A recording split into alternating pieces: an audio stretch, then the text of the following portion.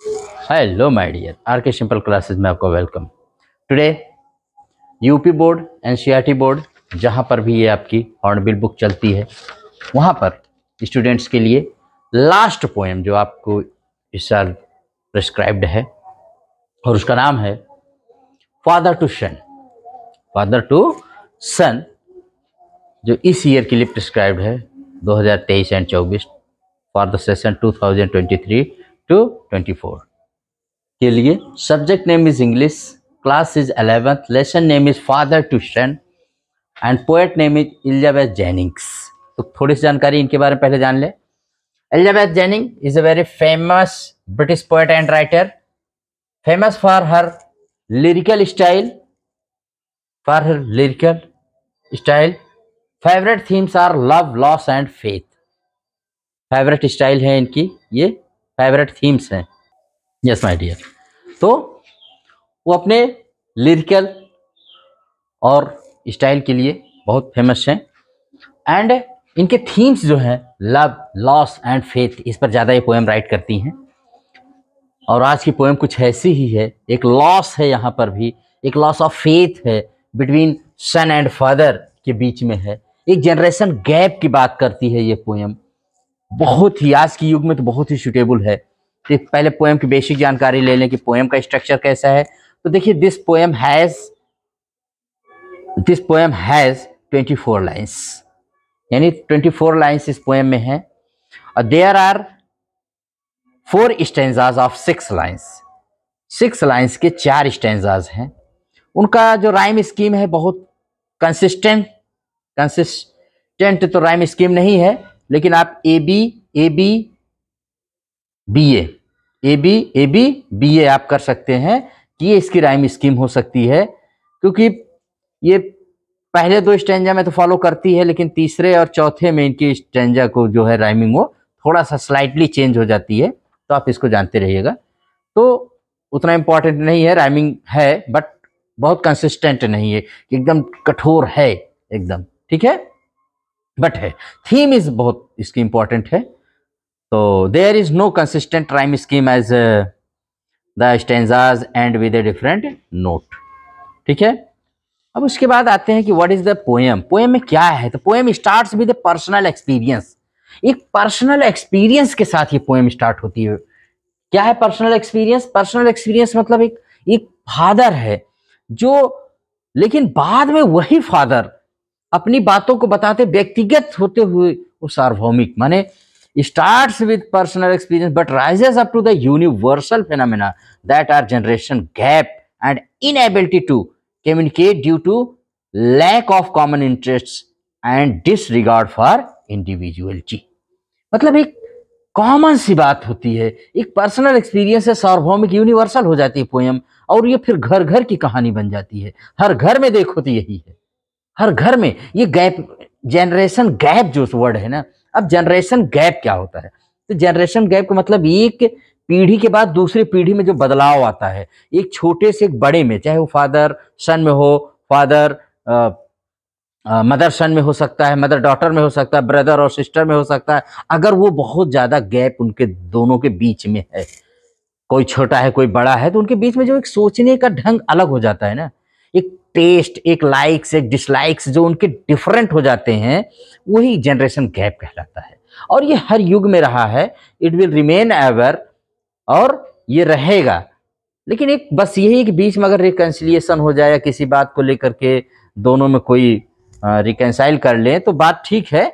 बस वही एक फीलिंग्स को एक दूसरे के रेस्पेक्ट करते रहें, यही इसका एक सबसे अच्छा तरीका है। बाकी अगर कोई कहे कि ये जनरेशन गैप को फिनिश किया जा सकता है, ये थोड़ा सा पॉसिबल नहीं है, ओके, क्योंकि जनरेशन गैप रहेगा ही रहेगा। मेरी सोच मेरे दादाजी से नहीं मिलेगी, आप जानते रहिए। आपकी सोच आपकी मदर से नहीं मिलेगी। और बच्चे क्या करते हैं? बच्चे क्या, हम ही लोग हैं, अपने मम्मी पापा को हम लोग क्या कहते हैं? पागल हैं। ये मतलब वो लोग समझते हैं हमें आपको पागल हैं, वो हम समझते हैं वो पागल है। मतलब उनके लाइक्स, डिसलाइक्स, उनके सॉन्ग्स, उनके मैनर्स टोटली डिफरेंट होते हैं। ये क्या है? This is a gap. इसी को हम लोग जनरेशन गैप बोलते हैं माय डियर स्टूडेंट्स। जानते रहिएगा कि हम अपने मम्मी पापा को, हमारे मम्मी पापा अपने मम्मी पापा को, हमारे बच्चे हमें क्या समझेंगे? नहीं समझ पाएंगे, क्योंकि वो दोनों एक दूसरे को पागल समझते हैं या वो उतना मॉडर्न नहीं समझ पाएंगे। अब आने वाला बच्चा जितना आगे होगा हम लोग उतना नहीं हो पाएंगे, तो कहीं के मतलब इसलिए जो गैप बन जाता है बीच में आइडियाज का, परसेप्शन का, एटीट्यूड का, दिस इज नोन एज, जरूरी नहीं कि पागल माने, लेकिन अमूमन लोग यही कहते हैं कि आप नहीं समझेंगे, आपके जमाने की बात नहीं है। तो आपके जमाने की जो बात, जनरेशन की बात करता है, ये जनरेशन गैप होता है। इसी पर आधारित मेन थीम यही है, जनरेशन गैप है, जिसमें फादर अपने सन के जरिए दिखाना चाहता है, पहले तो पर्सनल है, बाद में वो यूनिवर्सल हो जाता है, पर्सनल से यूनिवर्सल हो जाता है।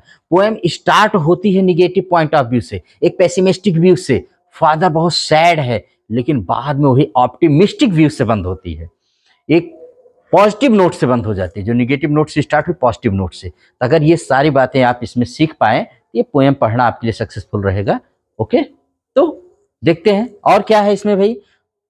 इसमें कहते हैं कि एक फादर जो होता है, the father is supposed to be the friend, guide and philosopher to his child, where the father and son lack, when the father and son lack similar interests, living in the same house under the same roof, they don't talk, they don't speak, they don't share personal experience with each other. The poem depicts father's helplessness. यही उसकी हेल्पनेस को ही बयां करती है poem, कि एक ही घर में रहते हुए लेकिन वो एक दूसरे से बात नहीं करते, they don't talk, they don't speak. ये क्या है? यही जनरेशन गैप है, क्योंकि उसमें बहुत सारी चीज़ों का उसमें अंतर आ जाता है। और भी जैसे कुछ बातें हम आप यहाँ पर याद रख सकते हैं कि जैसे पोएम है, तो यहाँ पर पोएम स्टार्ट्स विद माने the poem portrays what a generation gap and lack of communication, ठीक है, and what generation gap and lack of communication can do to a relationship. Stanza 1 में जैसे father talks about his own weaknesses and stopped him from understanding his son, अपने ही सन को नहीं समझ पाता है। फिर उसके बाद poem shows that unrealistic expectations that parents might have for their children sometimes, like having common interest, some opinions or choices. अब यहाँ पर एक चीज होता है ना कि अपने माता पिता जो होते हैं हमें आपसे बड़ी अपेक्षाएं लगा लेते हैं, वो झूठी होती हैं, रियलिस्टिक होती हैं। वो समझते हैं जो सीड हमने बोया है ना वही सीड रहना चाहिए, वो मेरे अंडर में, मेरे शेड में पलना चाहिए। लेकिन बच्चे अपने होते हैं भाई, ये बच्चे जो होते हैं भगवान के दिए हुए होते हैं, इनकी अपनी सोच, अपनी जिंदगी होती है। ये हमारे बच्चे अपने बच्चे नहीं होते हैं, किसी महान थिंकर ने भी कहा है। और आपने एक फिल्म का तो गाना भी बड़े मशहूर से सुना होगा, अभी बता रहे हैं आपको कि जब जनरेशन गैप आती है तो क्या, एक फिल्म है नहीं जिसमें कहते हैं पापा कहते हैं बड़ा नाम करेगा, बेटा हमारा ऐसा काम करेगा, मगर ये तो कोई न जाने कि मेरी मंजिल है कहाँ। पापा कहते हैं बड़ा नाम करेगा, बेटा हमारा बड़ा काम, बेटा हमारा ऐसा काम करेगा, मगर ये तो कोई न जाने कि मेरी मंजिल है कहाँ। अब देखो यहाँ क्या है, बेटे की मंजिल कुछ और है, जिंदगी, लाइफ, उसकी डेस्टिनेशन, उसके गोल, टारगेट अलग हैं। अब मम्मी पापा बेवजह थोप देते हैं। आजकल सबसे ज्यादा सुसाइड, बच्चों का जो इंटरेस्ट जा रहा है पढ़ाई या कहीं से, यही सबसे बड़ा है। जो माता पिता खुद कुछ नहीं बन पाए, वो अपने सारा सपना, सारे ड्रीम्स किसके द्वारा फुलफिल करना चाहते हैं? अपने बच्चों के द्वारा। महामूर्खता का काम है ये तो। जब आप नहीं कर पाए तो आप बच्चों से क्यों एक्सपेक्ट करते हैं करने के लिए? आप डॉक्टर बन नहीं पाए, अरे मेरा बेटा तो डॉक्टर बनेगा, इंजीनियर बनेगा, बड़ा कलेक्टर बनेगा। भाई क्यों बनेगा? उसको जो बनना है वो बनेगा, कुछ ना कुछ तो बनेगा ही। लेकिन आप अपनी इच्छा, अपनी डिजायर को उस पर इम्पोज मत करिए। और यही आज के युग की सबसे बड़ी खराबी है जो मैं समझता हूं। हम तो पढ़े नहीं, बेटा तुम पढ़ के बड़ा नाम रोशन करना है। भाई आपने क्यों नहीं पढ़ा? आप अपने समय की प्रॉब्लम्स को गिनाते रहते हैं, तो प्रॉब्लम्स हर युग में रहती हैं, प्रॉब्लम्स किसी न किसी रूप में हर युग में रहती हैं, ठीक है, ये जानते रहिए। उसके बाद आप इसमें देखेंगे कि फादर फिर उसके बाद लैमेंट करता है। लास्ट में इसमें जो है पॉजिटिव नोट क्या आता है कि फादर अंत में मान ही लेता है कि यार मुझे ना मिलजुल के ही रहना है, मैं अपने बेटे को अंडरस्टैंड करूंगा, I will try to understand my son and son will also try to understand me, और एक रिकंसिलिएशन होगा। जनरेशन गैप में वही बस to respect the feelings of each other, एक दूसरे की फीलिंग्स को रेस्पेक्ट करना, वही जनरेशन गैप को थोड़ा कम करने की कोशिश करते हैं। उसी पे पोएम आपकी जो है एंड कर जाती है। तो आप इसको याद रखिएगा, ठीक है। और यहीं पर जैसे वो माफ करने की बात कहता है तो वही एक कहावत बड़ी मशहूर है, to err is human to forgive divine. गलती करना मानव का स्वभाव है, लेकिन उसे माफ कर देना ये भगवान का गुण है, दैवी गुण होता है। इंसानी गुण क्या है? गलती करना। कहते नहीं, जो गलती ही ना करे, मतलब उसे कहते नहीं कि यस माय डियर, एक कहावत है ना कि जो गलती ही करे, जो गलती करे उसे इंसान कहते हैं, जो गलती ही ना करे उसे भगवान कहते हैं, लेकिन जो गलती करके भी ना सुधरे और बार बार गलती करे उसे ही तो शैतान कहते हैं। यही तो है इंसान, शैतान और भगवान की डेफिनेशन।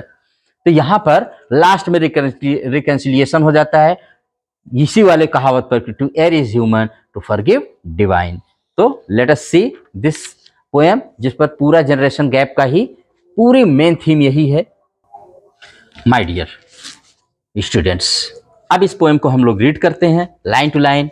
मैंने बताया कि एलिजाबेथ जेनिंग्स की लिखी हुई बहुत मशहूर पोएम है, वेरी फेमस, और मॉडर्न एज में तो बहुत ही सुटेबल पोएम है, बहुत ही सुटेबल पोएम है। ये फादर और सन के जरिए ना सारे जनरेशन गैप जो किसी के बीच में भी पाए जाते हैं उस सब को जनरलाइज कर रही है यहाँ पर पोएट्रिस्ट हमारी, और उसको हम देखते हैं। आई डू नॉट अंडरस्टैंड, पहली लाइन, फर्स्ट लाइन देखिए, I do not understand this child though we have lived together now in the same house for years ही, कितने सालों से हम सेम हाउस में लिविंग कर रहे हैं, हम साथ साथ रह रहे हैं, बट अफसोस इट इज वेरी सैड कि हम एक दूसरे को जानते नहीं, हम एक दूसरे को अंडरस्टैंड ही नहीं करते, ना वो मुझे जानता है ना मैं उसको जानता हूँ। स्टार्टिंग ऐसी हो रही है, ऐसे ही तो घर घर में हो रहा है। आप देखिए हर घर में कहाँ कोई किसी को समझ पाता है आजकल, और यही लैक ऑफ कम्युनिकेशन रिश्ते को बिगाड़ता हुआ चला जाता है। I know nothing of him, so try to build up a relationship from how he was when he small. अब मैं उसके साथ, I know nothing of him, मैं उसके बारे में कुछ भी नहीं जानता हूं, मतलब उसके टेस्ट, लाइक्स, डिसलाइक्स मुझे कुछ पता ही नहीं है। So try to build up a new, मैं चाहता हूं कि उसके और मेरे बीच में एक नया रिलेशन, एक नया संबंध, यहाँ पर एक होप दिखाई जा रही है। ही वाज, जैसे वो बचपन में था, how he was when he was in the small, when he was a child, जब वो चाइल्ड था ना तो उसके बीच में उसको मैं जो कहता था वही करता था, उसके लाइक्स डिसलाइक्स सब कंट्रोल करता था। तो यही फादर कहीं ना कहीं कह रहा है कि जब जैसे स्टार्टिंग में हमारे उसके बीच में न्यू रिलेशन, क्यों ना हम फिर से एक न्यू रिलेशन बनाएं, क्यों ना हम फिर से एक new, let us start A fresh beginning. Yet have I killed the seed, yet have I killed, क्या मैंने ऐसा करके कहीं उसके समाप्त तो नहीं कर दिया है। कहते हैं ये रिलेशन कहीं हमारे उसके बीच में, अब देखो फादर अपनी दुनिया में रहता है, बेटा अपनी दुनिया में, जब दोनों में टॉकिंग स्पीकिंग होगी ही नहीं, कम्युनिकेशन होगा ही नहीं, तो भाई अलग अलग दुनिया हो जाएगी, तो दोनों अलग ही रहेंगे। The seed I spent are sown it where the land is his and none of mine. कह रहे वो सीड माने जो बीज मैंने बोया था, मतलब बीज कौन है यहाँ, उसका सन कह रहा है कि जिस लैंड में माने जहां हम लोग रह रहे हैं, कहने का मतलब अब वो मेरा होकर के भी फिजिकली वो मुझसे मैच कर रहा है, लेकिन जो इंटरनली उसके आइडियाज हैं, थॉट्स हैं, ये सब तो मुझसे मैच ही नहीं कर, जैसे लगता नहीं कि मेरा अपना है, क्योंकि मेरे आइडियाज, मेरे थॉट्स, मेरे परसेप्शंस, मेरे एटीट्यूड्स, मेरे व्यूज इससे मैच ही नहीं करते हैं।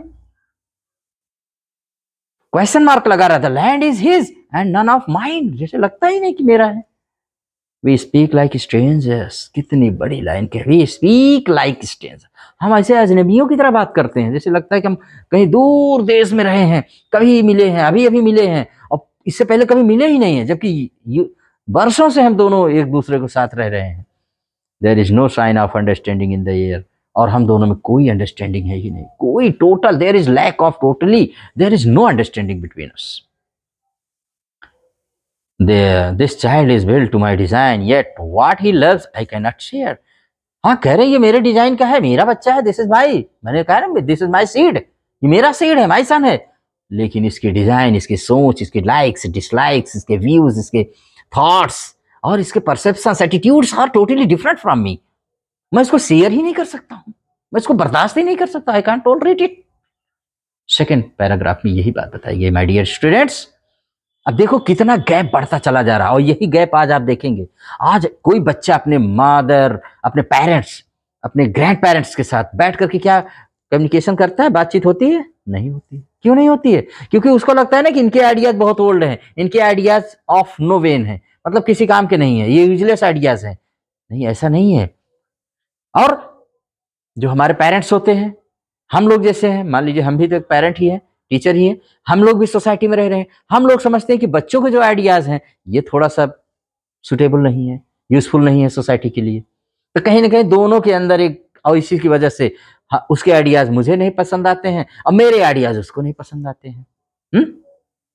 हम कहेंगे शांति का म्यूजिक बजाइए, एकदम play a very peaceful, a very sweet music, नहीं, वो कहेगा नहीं हम तो डीजे सुनेंगे, हमको तो डीजे पसंद है। देखो अब जो डीजे आएगा तो बूढ़े जितने हैं सब भाई एंग्री हो जाते हैं ना। कहने का मतलब यही, इसी के जरिए मैं डीजे और म्यूजिक के जरिए मैं बताना चाह रहा हूं, हम लोग कौन से माने सुनते थे, हम लोगों के आइडियाज में देखिए, हम लोगों के जमाने में देखिए हार्ट पर कितना अच्छा गाना गाते थे, कहते दिल दिल एक मंदिर है, माने दिल को मंदिर माना जाता था, उसको भगवान की तरह पूजा जाता था। आवाज के गाने में देखिए बदतमीज दिल, माने ना जाने ना जाने ना, ऐसे भी गाने आ गए। अब हम लोग इसको सुनते हैं, अरे यार ये क्या गा रहा है, लेकिन आजकल के बच्चों की यही पसंद है, कमबख्त दिल, बदतमीज दिल, माने ना जाने ना।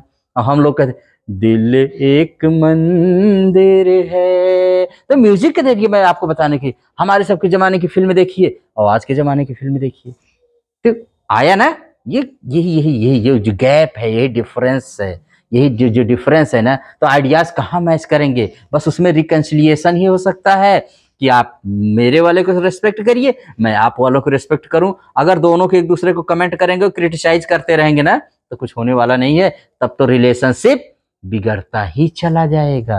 अंडरस्टैंड? आगे देखिए, साइलेंस सराउंड्स अस, साइलेंस सराउंड अस, मतलब हम लोग बैठे रहते हैं लेकिन एक साइलेंस, माने हम बोलते ही नहीं एक दूसरे से। I would have him prodigal returning to his father's house, the home he new.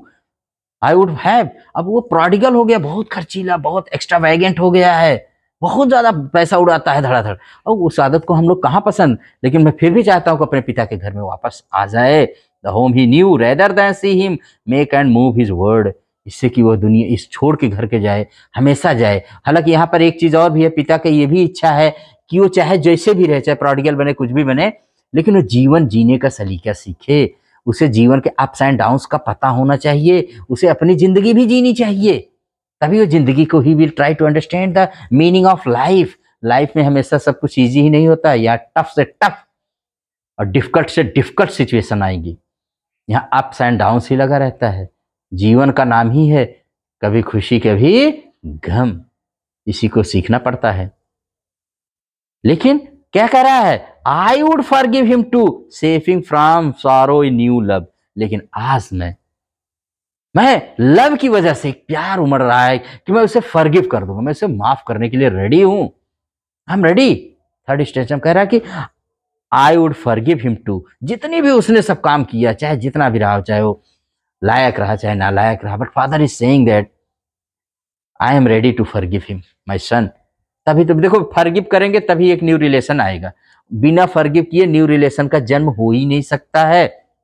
Last paragraph में, father and son be both must live on the same globe and the same land. अब कह रहे हैं father और सन जब इसी एक globe, इसी संसार में रहना, एक छत के नीचे, एक जगह पर ही रहना है। He speaks, I cannot understand myself. Why anger grows from grief. करे मेरे समझ में नहीं आता कि इसकी बातों से, इसके आइडिया या इसकी सोच सोच करके मेरे अंदर इतना क्रोध क्यों आता है, इतना गुस्सा क्यों जन्म लेता है।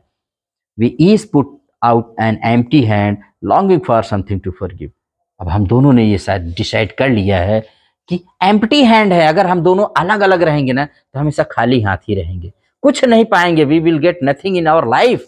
सो हमने डिसाइड कर लिया, जैसे रिकंसिलिएशन की भावना आई है कि क्या करेंगे, longing for something to forgive. हम दोनों लॉन्गिंग कर रहे हैं, डिजायर कर रहे हैं कि एक दूसरे को क्या करें, फॉरगिव कर दें। वो मुझे, मेरा सन मुझे फॉरगिव कर दे और मैं अपने सन को फॉरगिव कर दूं। यानी father is ready to forgive son and son is ready to forgive. इसी पॉजिटिव नोट के साथ बेटा बहुत ऊपर उतार चढ़ाव, अप्स एंड डाउन इस पोएम में भी है, लाइक द लाइफ, जीवन की तरह, बट लास्ट में रिकंसिलिएशन। एक चीज आपको बता दें, जीवन में ना चाहे कोई भी फाइट हो, वार हो, वो तभी बंद होगा बेटा जब उसमें रिकंसिलिएशन होता है, ट्रीटी होती है, वो समझौते से ही बंद होता है। चाहे वो पहला विश्व युद्ध हो, चाहे दूसरा हो, या कोई झगड़ा आप जीवन में सोच लीजिए, हर झगड़ा, हर क्वेरल, हर वार, हर बैटल का एंड बैटल से नहीं होता है, ओनली रिकंसिलिएशन या एग्रीमेंट या ट्रीटी से ही होता है। इसको आप अच्छे से रिमेंबर रखिएगा। इसलिए ट्राई टू रिकंसिलिएट एवरी टाइम, हर समय आप रिकंसिलिएट करने की कोशिश करिएगा। वार होगा ही नहीं, बैटल होगी नहीं, क्वेरल होगा ही नहीं, माय डियर, समझे? Yes my dear.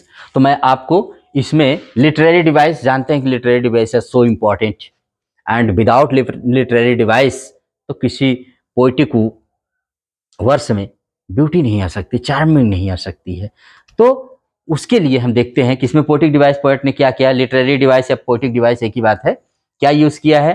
तो देखो इस लाइन में seeping from sorrow, seeping from sorrow, S आ रहा है तो इसमें अलिट्रेशन है। द शीड आई स्पेंट और शोन इट वेयर, इसमें भी अलिट्रेशन है, एस एस एस। और उसके बाद है साइलेंस सराउंड्स अस, इसमें भी देखिए एस एस आ रहा है तो इसमें भी अलिट्रेशन है। वी स्पीक लाइक स्ट्रेंजर्स, इसमें सिमिली है, लाइक आ गया ना तो सिमिली। और बहुत भी और चाहे, जैसे आयरनी आपको देखने का, आयरनी क्या है, फादर न सन को समझ रहा है और न सन फादर को समझ रहा है, ये आयरनी है, आयरनी है। आयरनी भी एक फिगर ऑफ स्पीच होता है, एक पोएटिक डिवाइस है। आयरनी मतलब एक विडंबना की बात है, एक ही छत के नीचे एक ही घर में रह रहे हैं बट एक दूसरे को नहीं समझ रहे हैं।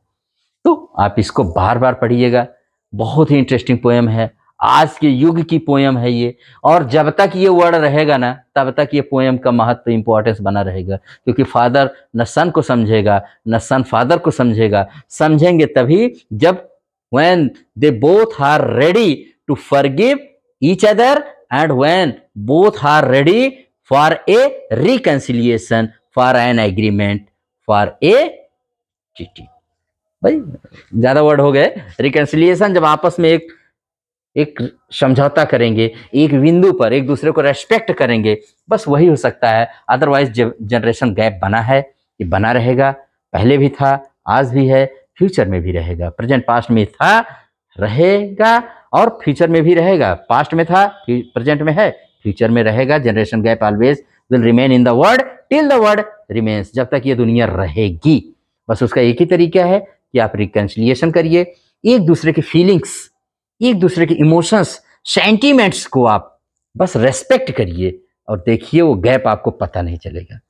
जिस घर में होता है रिकंसिलिएशन की भावना ना, वहां पर फिर झगड़ा लड़ाई नहीं होती है। कहते हैं ना, सुमत कुमत सबके मत रहवा, सबके अंदर सुमत कुमत होती है, लेकिन जहाँ रिकंसिलिएशन होता है वहां पर सब कुछ ईजिली चलता है, स्मूथली चलता है। तो बस यही इसका मैसेज यही है बेटा कि आप respect the feelings of others, चाहे वो आपके फादर हो, चाहे एल्डर्स हो, ब्रदर हो, सिस्टर हो, चाहे वो छोटा हो चाहे बड़ा। याद रखिएगा, छोटा बड़ा सबके साथ ये गैप आता है।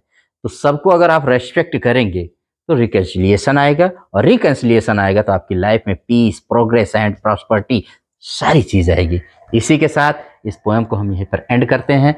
और अगर आपको ये पोएम पढ़ाने का मेरा तरीका अच्छा लगा हो तो आप इसको डू सब्सक्राइब, डू लाइक। इसी के साथ बंद करते हैं, इस पोएम को एंड करते हैं। Thank you.